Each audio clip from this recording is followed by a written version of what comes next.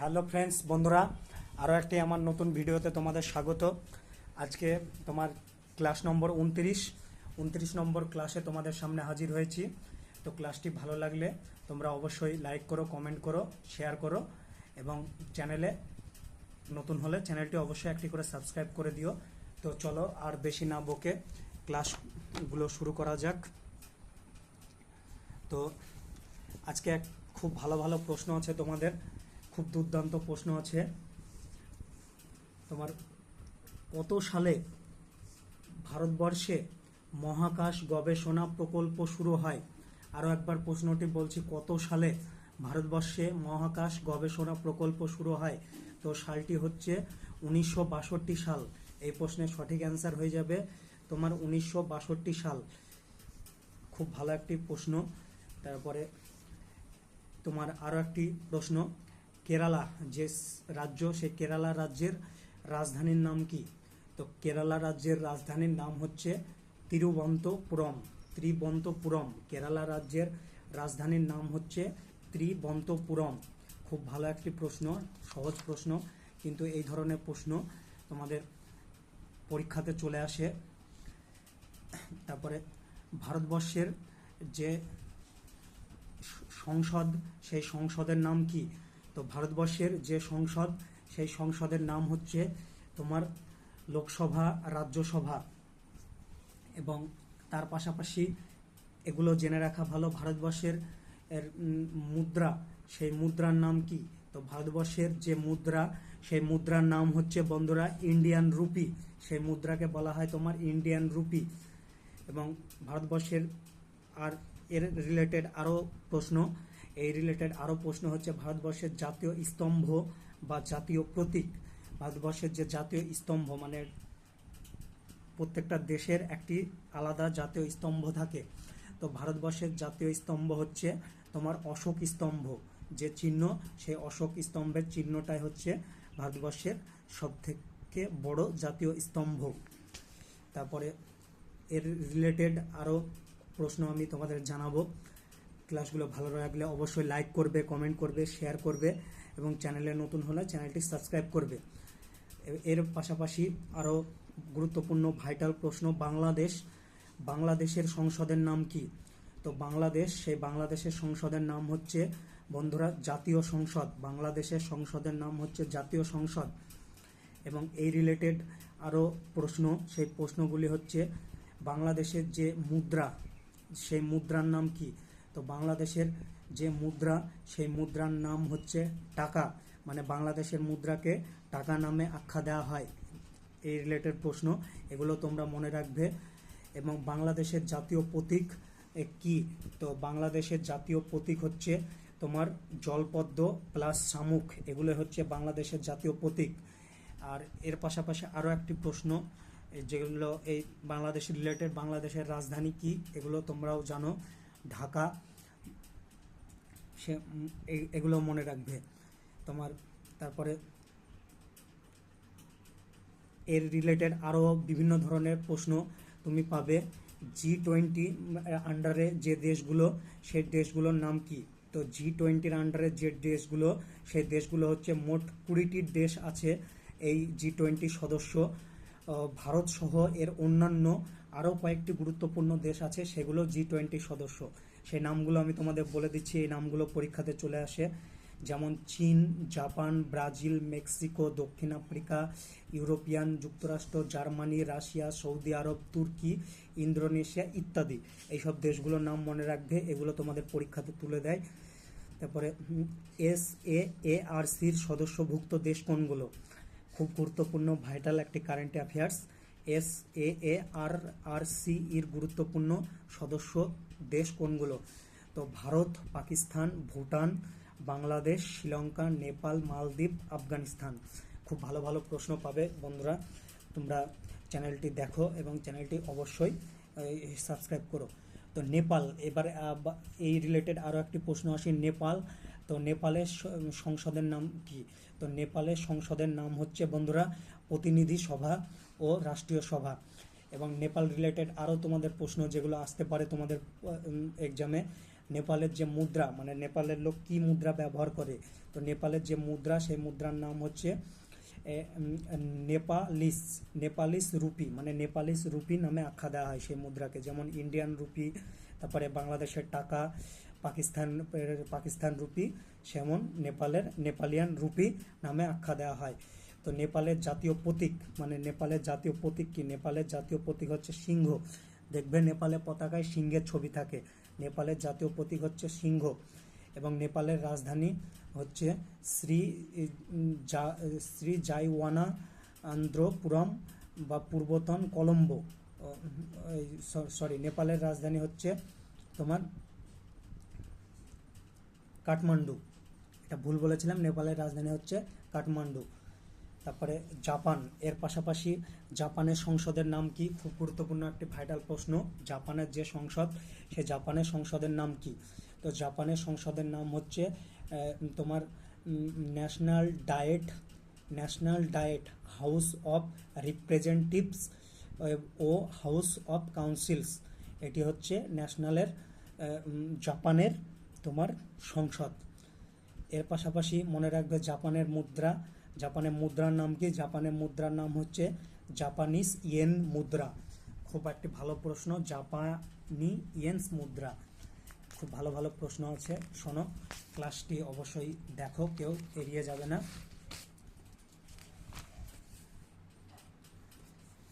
তারপরে এর পাশাপাশি তোমার আরও কিছু রিলেটেড প্রশ্ন আছে। ডুরান্ড যে লাইন, সেই লাইন দুটি কোন দেশকে ভাগ করেছে? বন্ধুরা, খুব ভালো রিলেটেড প্রশ্ন, দেশের সীমানা রিলেটেড প্রশ্ন থেকে তোমাদের একটি প্রশ্ন পাবে। ডুরান্ড যে লাইন, সেই লাইনটি কোন দেশকে ভাগ করেছে? তো ডুরান্ড যে লাইন, এই লাইনটি তোমার পাকিস্তান ও আফগানিস্তানকে ভাগ করেছে। তারপরে এর পাশাপাশি আরও প্রশ্ন, র্যাডক্লিফ লাইন, সেই র্যাডক্লিফ লাইনটি কোন দেশকে ভাগ করেছে? র্যাডক্লিফ যে লাইন, এই র্যাডক্লিফ লাইনটি ভারত এবং পাকিস্তানকে ভাগ করেছে। তারপরে আরও লাইন রিলেটেড তোমাদের আন্তর্জাতিক সীমানা রেখা বা লাইন রিলেটেড তোমাদের আরও প্রশ্ন, প্রচুর প্রশ্ন আমি করিয়ে দেব। তারপরে হিন্ডেনবার্গ যে লাইনটি, সে লাইনটি কোন দুটি দেশকে পৃথক করেছে? তো হিন্ডেনবার্গ লাইন, এই লাইন দুটি জার্মানি এবং পোল্যান্ডকে পৃথক করেছে। জার্মানি এবং পোল্যান্ড, সেই পোল্যান্ডকে পৃথক করেছে। লাইন অফ কন্ট্রোল বা এলওসি, এই দুটি দেশকে পৃথক করেছে। তো লাইন অফ কন্ট্রোল বা এলওসি, এই দুটি হচ্ছে তোমার ভারত এবং পাকিস্তানকে পৃথক করেছে। তারপরে 43তম প্যারালাল যে দেশগুলিতে অবস্থিত, সেই দেশগুলির নাম কি? উত্তর কোরিয়া এবং দক্ষিণ কোরিয়া, এই প্রশ্নটি সঠিক অ্যান্সার। তারপরে পক প্রণালী, সেই পক প্রণালীটি কোন দেশের সীমানায়, মানে দেশ দুটিকে আলাদা করেছে? তো পক প্রণালী তোমার আলাদা করেছে ভারত এবং শ্রীলঙ্কা। এই প্রশ্নটির সঠিক অ্যান্সার হয়ে যাবে ভারত এবং শ্রীলঙ্কা। লোহিত যে সাগর, একটি খুব গুরুত্বপূর্ণ ভাইটাল প্রশ্ন। লোহিত সাগর, এই লোহিত সাগর দুটি কোন দুটি মহাদেশকে আলাদা করেছে? তো লোহিত সাগর, এই সাগর দুটি তোমার এশিয়া এবং আফ্রিকা, এই দুটি দেশকে আলাদা করেছে। তারপরে নেক্সট প্রশ্ন হচ্ছে সর্বোচ্চ জনঘন বিশিষ্ট রাজ্য ভারতবর্ষের মধ্যে সর্বোচ্চ জনঘনত্ব, মানে জনঘনত্বের দিক থেকে সব থেকে বেশি রাজ্য, সেই রাজ্য কোনটি? তো ভারতবর্ষের সব থেকে জনঘনত্ব বিশিষ্ট রাজ্য হচ্ছে তোমার উত্তরপ্রদেশ বা ইউপি, যেখানে জনসংখ্যা সব থেকে বেশি। এবং সর্বনিম্ন, মানে সব থেকে কম জনসংখ্যা ঘনত্ব বিশিষ্ট রাজ্য, সেটা হচ্ছে কোনটি? তো ভারতবর্ষের মধ্যে সব থেকে জনসংখ্যা ঘনত্ব বিশিষ্ট রাজ্য হচ্ছে তোমার অরুণাচল প্রদেশের সব থেকে কম জনসংখ্যা দেখা যায়। তারপরে সর্বাধিক জনঘনত্ব বিশিষ্ট কেন্দ্রশাসিত অঞ্চল, মানে কেন্দ্রের আন্ডারে যে অঞ্চলগুলো আছে ভারতবর্ষে, সর্বোচ্চ জনঘনত্ব বিশিষ্ট কেন্দ্রশাসিত অঞ্চল হচ্ছে দিল্লি। মনে রাখবে, ভালো করে মনে রাখবে, দিল্লি। তারপরে উচ্চতম বিমানবন্দর, মানে সব থেকে ভারতবর্ষের মধ্যে সব থেকে উচ্চতম মানে সব থেকে উঁচুতে অবস্থিত যে বিমানবন্দর, সেই বিমানবন্দরটি কোনটি?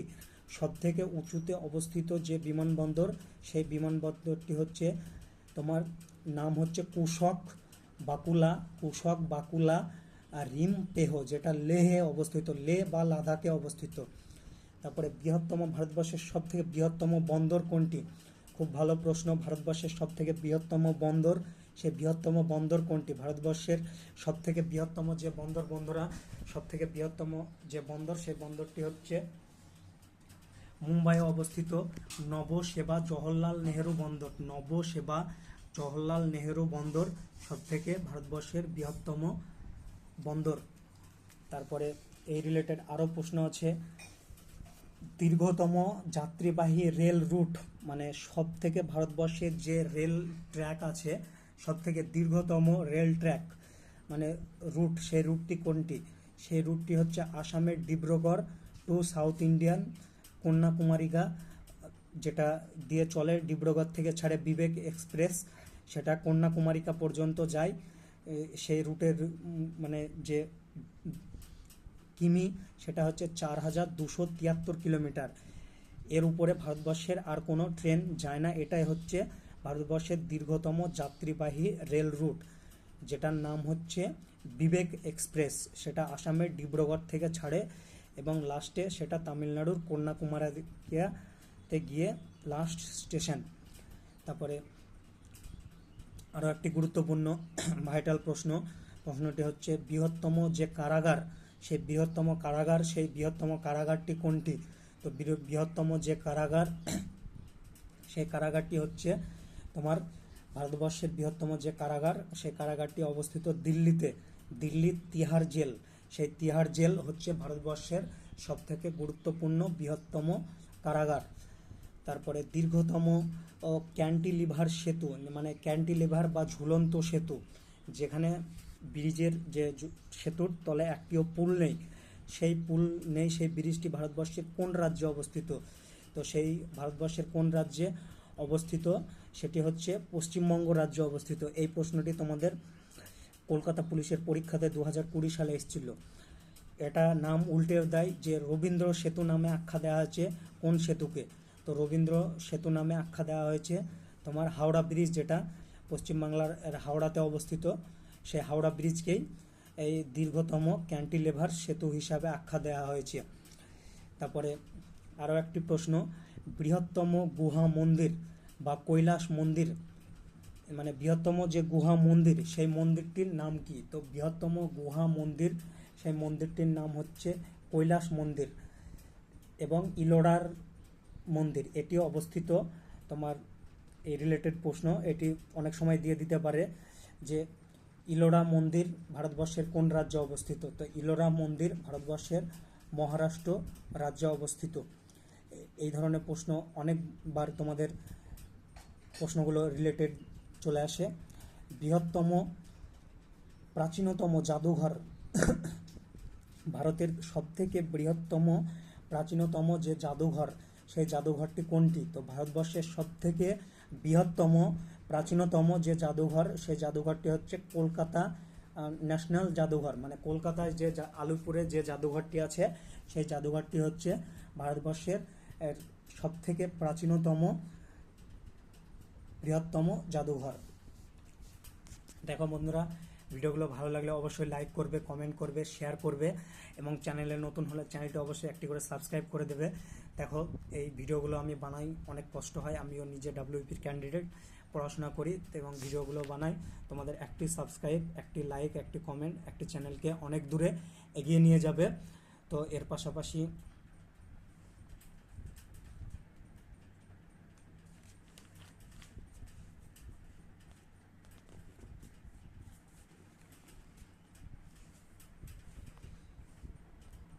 তারপরে আরও প্রশ্নগুলো শুনবে। আজকে তোমাদের অনেক 50+ প্রশ্ন করিয়ে দেব।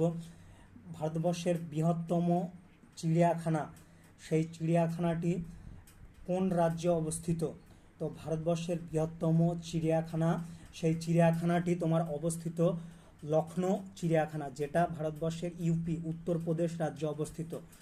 তারপরে সবথেকে বৃহত্তম যে বদ্বীপ সেই বদ্বীপটি কোন বদ্বীপ নামে আখ্যা দেওয়া হয়?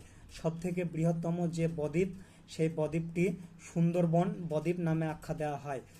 তারপরে বৃহত্তম যে পর্বতমালা সেই পর্বতমালার নামটিও তোমরা মনে রাখবে। তো বৃহত্তম যে পর্বতমালা সেই পর্বতমালাটি হচ্ছে তোমার হিমালয় পর্বতমালা, হচ্ছে ভারতবর্ষের সবথেকে বৃহত্তম পর্বতমালা। তারপরে ভারতবর্ষের সবথেকে বৃহত্তম ইন্টারন্যাশনাল এয়ারপোর্ট সেই এয়ারপোর্টটির নাম কি? ভারতবর্ষের সবথেকে বৃহত্তম ইন্টারন্যাশনাল এয়ারপোর্ট হচ্ছে ছত্রপতি শিবাজি ইন্টারন্যাশনাল টার্মিনাল এয়ারপোর্ট, যেটি ভারতবর্ষের মহারাষ্ট্র রাজ্যের মুম্বাই সিটিতে অবস্থিত। এই প্রশ্নটি মনে রাখবে। তারপরে লবণাক্ত জলের হ্রদ সেই হ্রদের নাম কি? সেই লবণাক্ত জলের যে হ্রদ সেই হ্রদের নাম হচ্ছে সম্বর হ্রদ। একটি গুরুত্বপূর্ণ রিলেটেড প্রশ্ন, আরও একবার প্রশ্নটি রিপিট করছি। লবণাক্ত জলের হ্রদ সেই হ্রদের নাম কি? তো লবণাক্ত জলের যে হ্রদ সেই হ্রদের নাম হচ্ছে সম্বর হ্রদ। তো সম্বর হ্রদটি ভারতবর্ষের কোন রাজ্যে অবস্থিত? এইভাবে তোমাদের প্রশ্ন ঘুরিয়ে ফিরিয়ে দিয়ে দিতে পারে।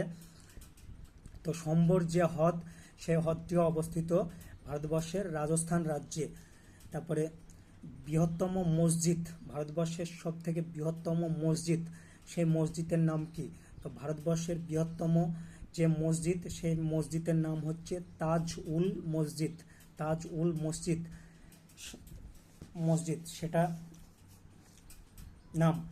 তারপরে পৃথিবীর সবথেকে মানে গোটা ওয়ার্ল্ডের পৃথিবীর উচ্চতম অট্টালিকা বা বাড়ি সেই উচ্চতম অট্টালিকা বা বাড়ি সেই বাড়িটির নাম কি? তো সেই বাড়িটির নাম হচ্ছে বুর্জ খলিফা, যেটা দুবাই সংযুক্ত আরব আমির শাহিতে অবস্থিত। খুব একটি গুরুত্বপূর্ণ ভাইটাল রিলেটেড প্রশ্ন। দেখো বন্ধুরা, এইরকম ধরনের প্রশ্ন আসবে। তারপরে ভূগোল থেকে এবার প্রশ্ন, বৃহত্তম স্বাদু জলের হ্রদ, বৃহত্তম স্বাদু জলের হ্রদ সেই বৃহত্তম স্বাদু জলের হ্রদ সেই হ্রদ কোনটি? তো বৃহত্তম যে স্বাদু জলের হ্রদ সেই হ্রদটি হচ্ছে তোমার সুপিরিয়র হ্রদ। সুপিরিয়র হ্রদটি হচ্ছে বৃহত্তম স্বাদু জলের হ্রদ। তারপরে দীর্ঘতম ব্রিজ যেটা জলের ওপর অবস্থিত সেই ব্রিজটি পৃথিবীর মধ্যে কোন দেশে আছে? তো দীর্ঘতম যে ব্রিজ বন্ধুরা, দীর্ঘতম যে ব্রিজ সেই ব্রিজটি আছে চীন দেশে। চীন দেশের জিয়া ও ঝো নামক জায়গায় সেই ব্রিজটি অবস্থিত। তারপরে এ রিলেটেড আরও অনেক প্রশ্ন, আমি চীন রিলেটেড আরও প্রশ্ন তোমাদের নেক্সট ভিডিওতে 30 নম্বর ক্লাসে করাবো।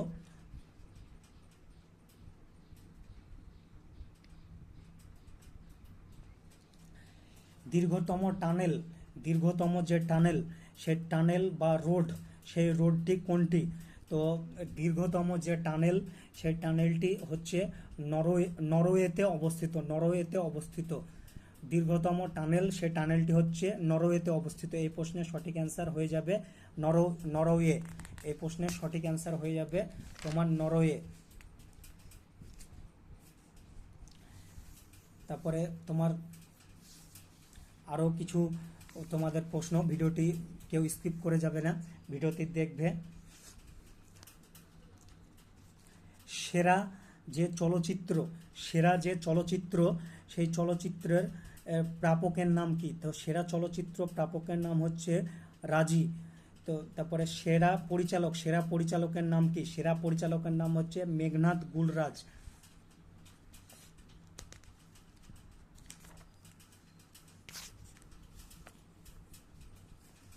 তারপরে আরও একটি প্রশ্ন, গুরুত্বপূর্ণ প্রশ্ন, তোমার প্রশ্নটি ভালো করে শুনবে, খুব ভাইটাল একটি প্রশ্ন। 2011 জনগণনা অনুসারে 2011 যে জনগণনা সেই জনগণনা অনুসারে ভারতের কোন জেলায় লিঙ্গ অনুপাতে সর্বাধিক প্রতি 1000-এ পুরুষে 1147 মহিলা বসবাস করে? মানে কোন রাজ্যে বসবাস করে? আরও একবার প্রশ্নটি রিপিট করছি।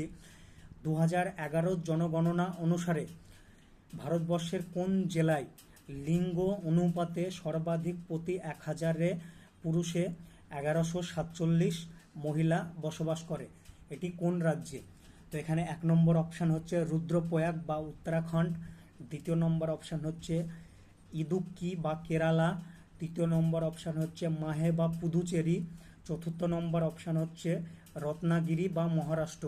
তো এই প্রশ্নটির সঠিক অ্যান্সার হয়ে যাবে 2011 সালে জনগণনা অনুসারে ভারতবর্ষের লিঙ্গ অনুপাতে সর্বাধিক বসবাস মহিলা বসবাস করে পুদুচেরি বা মাহে বা পুদুচেরি রাজ্যে।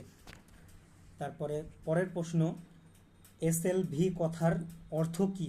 এসএলভি, সেই এসএলভি কথার অর্থ কী সেটা জানতে চেয়েছে। তো এসএলভি কথার অর্থ হচ্ছে স্যালুলেটেড লাঞ্চ ভিসেলস। তারপরে পরের নেক্সট প্রশ্ন হচ্ছে 2016 সালে ভারতবর্ষে প্রথম ই কোর্ট কোথায় চালু হয়েছিল? তো 2016 সালে ভারতবর্ষে প্রথম ই কোর্ট চালু হয়েছিল হায়দ্রাবাদ রাজ্যে। খুব ভালো একটি রিলেটেড প্রশ্ন, এটি প্রথম চালু হয়েছিল হায়দ্রাবাদ রাজ্যে।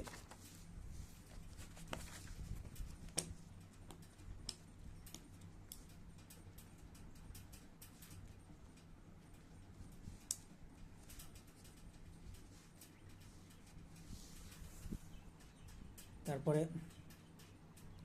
আর একটি খুব ভালো হিস্ট্রি থেকে প্রশ্ন, একটি বিখ্যাত শিক্ষাকেন্দ্র নালন্দা বিশ্ববিদ্যালয়, সেই নালন্দা বিশ্ববিদ্যালয়ে বিশেষত কোন ধর্ম সম্প্রদায়ের জ্ঞান চর্চার কেন্দ্র ছিল? তো এটা সবাই জানো, একটি বিখ্যাত শিক্ষাকেন্দ্র নালন্দা বিশ্ববিদ্যালয়। সেই বিশ্ববিদ্যালয়ে তোমার আর যে ধর্ম পালন করা হতো, আমি তোমাদের অপশানগুলো বলছি।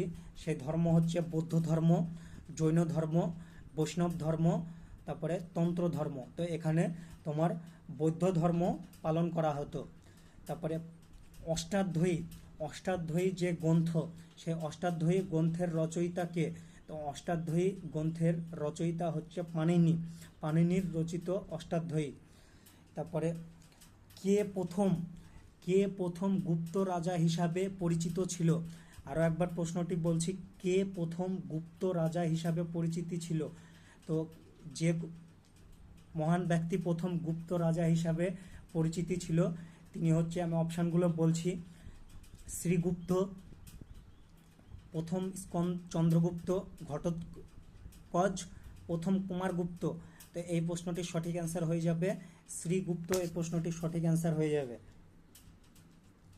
তারপরে হর্ষবর্ধন, খুব ভালো একটি ভাইটাল প্রশ্ন, হর্ষবর্ধন কোথায় তার ধর্মীয় সভাটি সংগঠিত বা আয়োজিত করেছিল?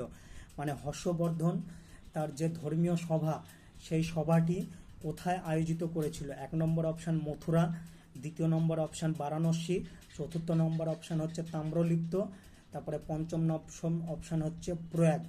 তো হর্ষবর্ধন তার ধর্মীয় সভাটি আলোচনা করেছিল বা আয়োজিত করেছিল